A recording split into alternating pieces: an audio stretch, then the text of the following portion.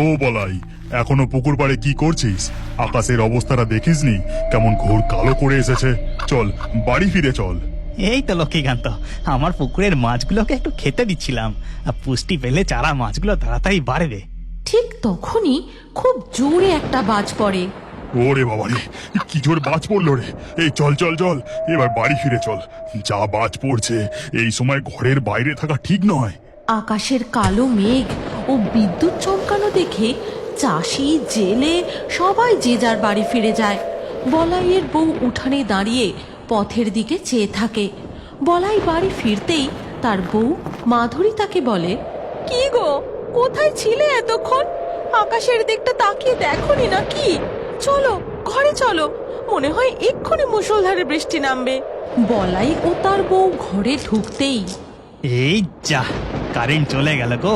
এবার মনে হয় কালবৈশাখী ঝড় উঠলো বলে। কারেন্ট চলে যেতেই অন্ধকার ঘরে মাধুরী হারিকেন জ্বালিয়ে চৌকির উপর রাখে।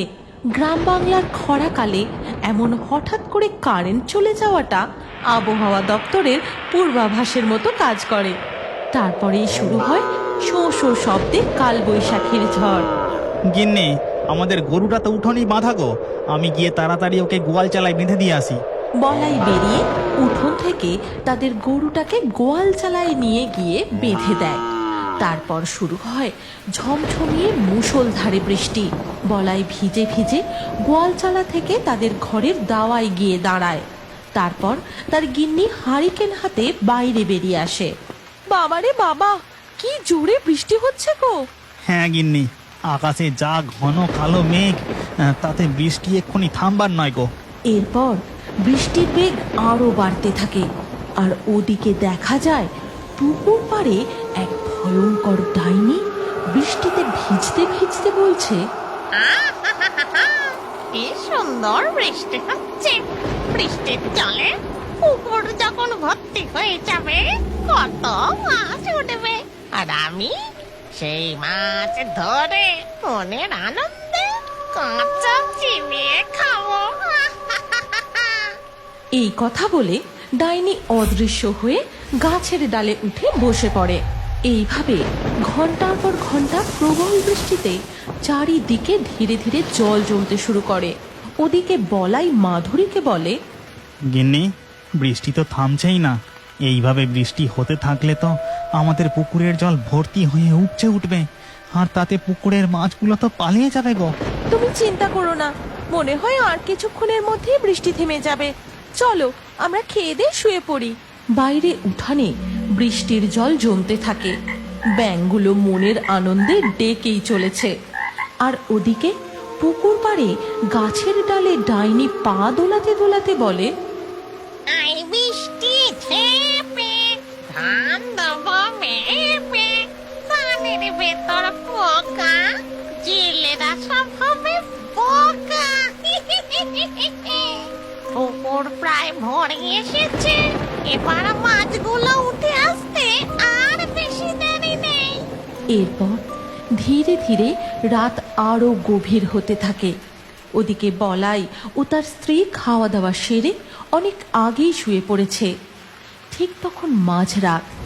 বলাই, এই বলাই, ওঠ রে! বৃষ্টির জলে যে পুকুরগুলো ভর্তি হয়ে গেল, ওঠ তাড়াতাড়ি ওঠ! দরজায় টোকা পড়ার শব্দে বলাইয়ের হঠাৎ ঘুম ভেঙে যায়।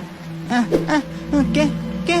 আমি লক্ষ্মীকান্ত রে, তাড়াতাড়ি উঠে পুকুরটা দেখে আয়, না হলে যে সব মাছ পালাবে। আমি আমার পুকুরের দিকে যাচ্ছি, তাই তোকে ডেকে দিয়ে গেলাম। এই কথা বলে লক্ষ্মীকান্ত ভিজতে ভিজতে চলে যায়। গিন্নি, ও গিন্নি, বৃষ্টি যে এখনো থামেনি, পুকুরের মাছগুলো মনে হয় উঠে পালাবে। চলো একবার পুকুরটা গিয়ে দেখে আসি। হ্যাঁ গো, তাই তো, চলো পুকুরটা গিয়ে একবার দেখেই আসি।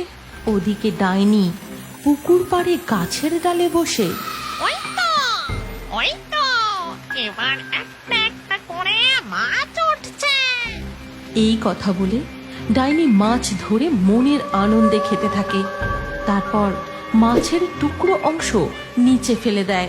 ওদিকে বলাই তার স্ত্রীকে সাথে নিয়ে একটি ঝোলা হাতে পুকুরের দিকে আসে, আর গাছটির কাছাকাছি আসতেই দেখে, হ্যাঁ গো, এখানে এমন মাছ গাছের কাটা মুড়ো লেজা পড়ে আছে কেন?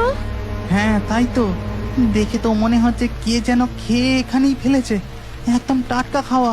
ডাইনি গাছের উপর থেকে বসে বসে তাদের লক্ষ্য করতে থাকে।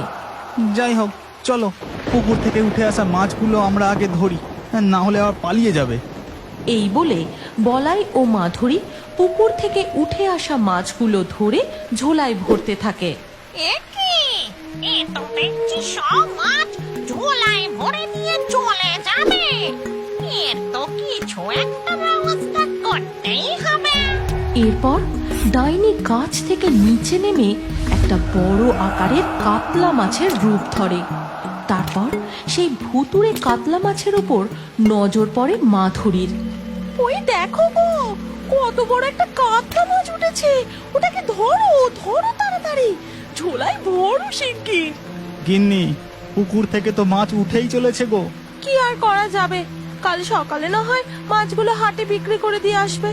বলাই ওই অশরীরী কাতলা মাছটা ধরে ঝোলায় ভরে। তারপর সে হঠাৎ দেখতে পায় দূরে কে যেন মাছ ধরছে।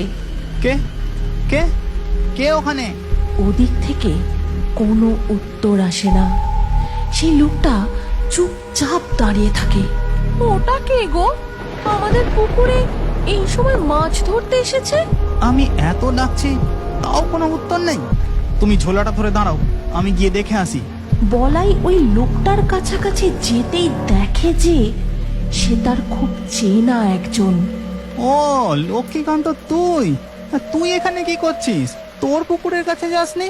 তুই যে আমায় বলে গেলি তুই তোর পুকুরের দিকে যাচ্ছিস। কিন্তু তখনও সেই লোকটি বলাইয়ের কথার কোনো জবাব দেয় না। কোনো উত্তর না পেয়ে বলাই তার কাছে আরো এগিয়ে যেতেই এ কি, লক্ষ্মীকান্ত কোথায় গেল? এতক্ষণ তো লক্ষ্মীকান্তকেই এখানে দাঁড়িয়ে থাকতে দেখলাম।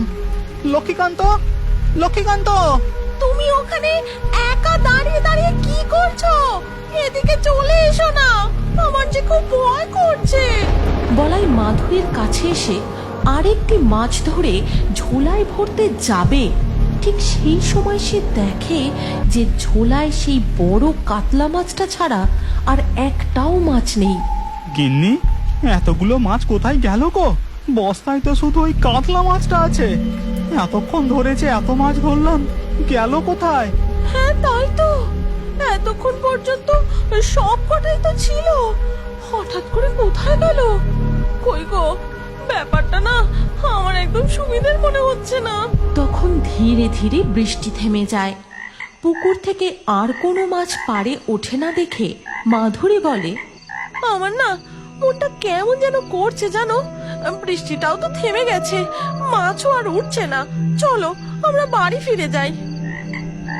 ঠিক তখনই কিছুটা দূর থেকে, কিরে বলাই, আর মাছ ধরবি না?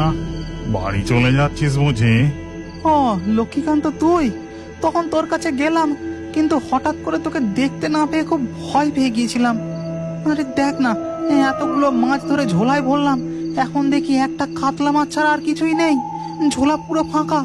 ভয় পাস না, আমি অনেকগুলো মাছ ধরে জড়ো করেছি, অর্ধেক তুই নিয়ে যা। কিন্তু তুই কোনো ঝোলা নিয়ে আসিসনি কেন? বাকি মাছগুলো নিয়ে যাবে কি করে? লক্ষ্মীকান্ত, আমরা বাড়ি ফিরে যাচ্ছি, তুইও চল। তোরা যা, আমি পরে যাব। তখন মাধুরী বলাইকে ফিসফিস করে বলে, হ্যাঁ গো, বস্তায় যে কাতলা মাছটা ছিল এখন তো সেটাও নেই। কি হচ্ছে গো, তুমি তাড়াতাড়ি বাড়ি ফিরে চলো, লক্ষ্মীকান্ত ঠাকুরপো যা পারে করুক গে। তোর বৌদি খুব ভয় পাচ্ছে রে, আমরা এখন চললাম। এই বলে বলাই আর মাধুরী দ্রুত পায়ে তাদের বাড়ির দিকে চলে যায়। আর দেখা যায় গাছের ডালে ডাইনি পা ঝোলাতে ঝোলাতে খিলখিলিয়ে হাসছে। এর পরের দিন সকাল হতেই লক্ষ্মীকান্ত বলাইদের উঠানে এসে বলে, এই যে বলাই, কাল রাতে অত বৃষ্টি হলো, এখনো বাড়িতে কি করছিস? চল তাড়াতাড়ি পুকুরটা দেখবি চল। আমি আমার পুকুরের দিকে যাচ্ছিলাম, ভাবলাম তোকে ডেকে নিয়ে যাই। মানে কাল রাতে তো তুই আমার দরজা ধাক্কা দিয়ে ডাকলি, সারা রাত আমার পুকুর থেকে কত মাছ ধরলি, কি সব ভুল বকছিস? কালকে বৃষ্টির ঠান্ডা আমেজে গভীর ঘুম দিচ্ছিলাম, একদম সকালে